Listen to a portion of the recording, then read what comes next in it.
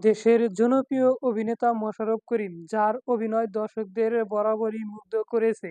দীর্ঘ অভিনয় ক্যারিয়ার দারুণভাবে সফল মোশাররফ করিম। তবে শুধুই অভিনয় নয়, এই অভিনেতা যে ভালো গানও গাইতে পারেন অনেকেই জানেন। এবার প্রথম তিনি সিনেমায় পেছন থেকে করেন সেটি আবারও নিজের অভিনীত সিনেমা। গানের শিরোনাম ভালো লাগে না,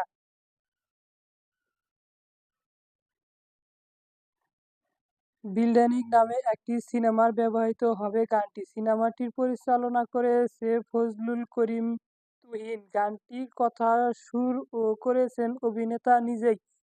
সম্প্রতি গানটি প্রকাশ হয়েছে। প্রকাশের পর থেকেই গানটির সমালোচনা, ভক্তদের ভালোবাসা পাচ্ছে। গানটি নিয়ে দারুণ উচ্ছ্বসিত থেকে মোশাররফ করিম নিজেই। এই প্রসঙ্গে মোশাররফ করিম বলেন, এটি আসলে সিনেমার জন্য লিখেছিলাম এমন নয়।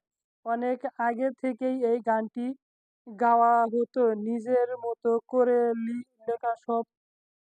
নির্মাতা জানালেন, সিনেমার গানটি ব্যবহার করতে চান এবং আমরা কন্টেন্ট ক্রিয়েট করতে চাই। এরপর না করেনি।